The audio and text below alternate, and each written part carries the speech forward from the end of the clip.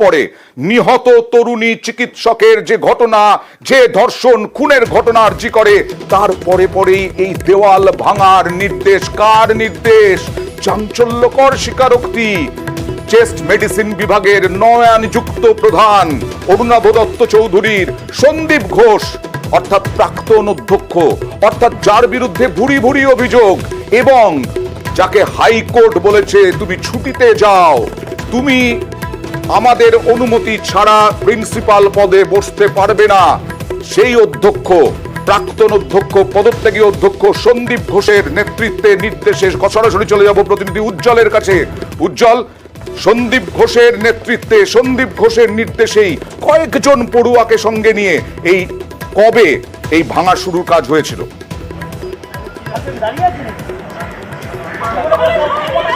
দেখো, একটা বিষয় যে তিনি এইচওডি তিনি একটা বলে কিন্তু অনেকগুলো প্রশ্ন তুলে দিলেন। প্রথমত তিনি বলছেন তার কাছে তথ্য ছিল না, অর্থাৎ যেখানে সংস্কার করা হবে সেখানে বিভাগীয় প্রধানের কাছে তথ্য নেই। দ্বিতীয়ত যে পড়ুয়াদের সামনে এটা করা হয়েছে, পড়ুয়াদের সামনে এটা বিভাগীয় প্রধান জানে না, অথচ পড়ুয়াদের সামনে এটা সিদ্ধান্ত হয়েছে। দ্বিতীয় বিষয় এটা।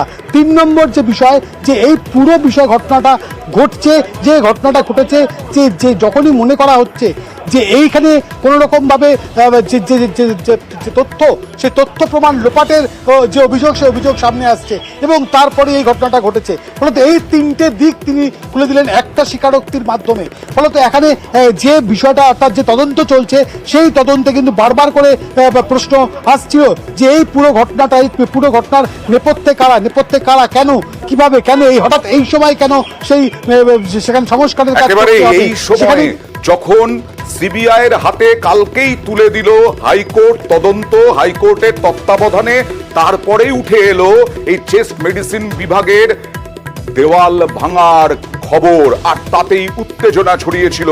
আর আজকে চাঞ্চল্যকর স্বীকারোক্তি অরুণাভ দত্ত চৌধুরী। আসবো উজ্জ্বল তোমার কাছে আবার, তবে আগে দেখাবো কি বললেন।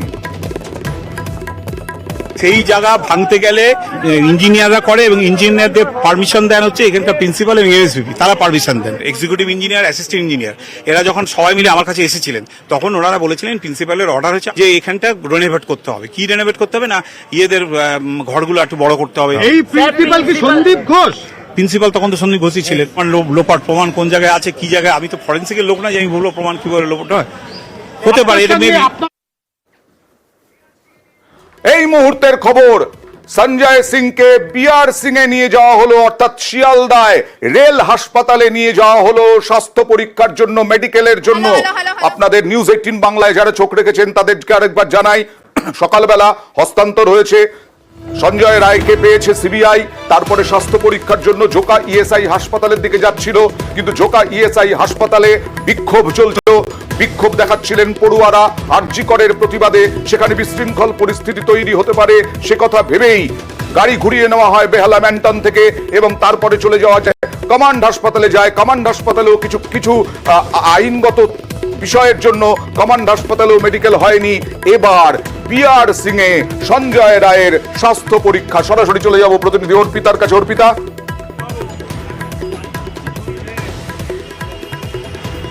দেখো, তোমাকে জানাই যে আজকে কিন্তু বেহালায় যে জোকা ইএসআই যে হাসপাতাল, সেখানে নিয়ে যাওয়ার কথা ছিল, কিন্তু মাঝপথে বেহালা যে জোকার কিছুটা ঠিক আগে, ঠিক ম্যান্টনের কাছে, সেখানে গাড়ি পুরো থেমে যায় এবং সামনে তোমাকে দেখাই ছবিটা।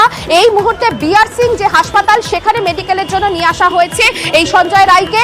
মূলত আজকে বেহালার দিকে যখন তাকে নিয়ে যাওয়া হচ্ছিল, সেই সময় জোকা ইএসআই হাসপাতালে সেখানে ছাত্রছাত্রীরা এই আরজি করের যে ঘটনা, তার প্রতিবাদে তারা আজকে সেখানে বিক্ষোভ প্রদর্শন করছিলেন এবং তাতে কোনোভাবে যদি আঘাতপ্রাপ্ত হতো বা কোনো বিশৃঙ্খলা পরিস্থিতি যদি তৈরি হতো তাহলে কিন্তু সমস্যার সৃষ্টি হতে পারত। সেই কারণে কলকাতা পুলিশ এবং সিবিআইয়ের আধিকারিকরা গাড়ি ঘুরায় এবং গাড়ি ঘুরিয়ে সোজাসুজি সেখান থেকে আসে বেহালা বাজার। কিন্তু বেহালা বাজারের কাছে সিবিআইয়ের একটি টিমের একটি গাড়ি কিছুক্ষণের জন্য খারাপ হয়ে যাওয়ায় সেখানে কিন্তু দেখা যায় যে জনসাধারণ যারা ছিল তারা কিন্তু গাড়ি সেখানে ঘিরে ধরে। শুধু তাই নয়, গাড়ি ঘিরে ধরে সেখানে কিন্তু বিক্ষোভের মতো একটা পরিস্থিতি বা একটা উত্তেজনার মতো একটা পরিস্থিতি তৈরি হয়।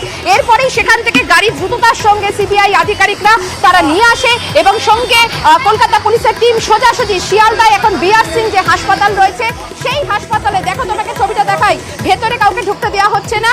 এই সামনে রয়েছে সিবিআই আধিকারিকদের গাড়ি এবং ভেতরে রয়েছে প্রিজন ভ্যান এবং কেন্দ্রীয় বাহিনীর আধিকারিকরা সঙ্গে রয়েছেন।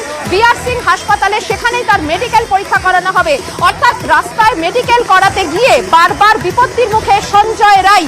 শেষ পর্যন্ত এই কেন্দ্রীয় বাহিনী এবং সিবিআই এর টিম এবং কলকাতা পুলিশের আধিকারিকরা প্রিজন ভ্যানে করে সোজাসুজি নিয়ে আসে বিআর সিং হাসপাতালে। কেন কলকাতা পুলিশের ভ্যানে সেই বিষয়ে তোমাকে জানাই, যেহেতু এখনো অবধি অফিসিয়ালি হ্যান্ডওভার হয়নি, কারণ কলকাতা পুলিশের দাবি বেশ কিছু প্রসেস এখনো অবধি বাকি রয়েছে। তাই মেডিকেল করানোর পর যে আবেদন করানো হবে সেখানে কিন্তু সিবিআই হেফাজতে চাইবে এই সঞ্জয় রায়কে। আর যেহেতু এখনো অবধি অফিসিয়ালি প্রসেস এখনো চলছে, তাই প্রিজন ভ্যানে কলকাতা পুলিশের যে প্রিজন ভ্যান এবং কলকাতা পুলিশের যে টিম, সেই টিম কিন্তু নিয়ে আসলো এই সঞ্জয় রায়কে। যদিও সঙ্গে সিবিআই এর কেন্দ্রীয় বাহিনী সিবিআই এর টিম এবং কেন্দ্রীয় বাহিনীর যে টিম, সেই টিমও কিন্তু সঙ্গে রয়েছে। বারবার আজকে মেডিকেল করানোর সময় বিপত্তি ঘটে এবং সঞ্জয় রায়ের যে মেডিকেল পরীক্ষা তা নিয়েই কিন্তু চরম দুর্ভোগের মুখে বা চরম কিন্তু একটা অসুবিধার সৃষ্টি হয় কলকাতা পুলিশ এবং সিবিআই আধিকারিক। বেশ, অর্পিতা। তারা এসে এই মুহূর্তের খবর পরপর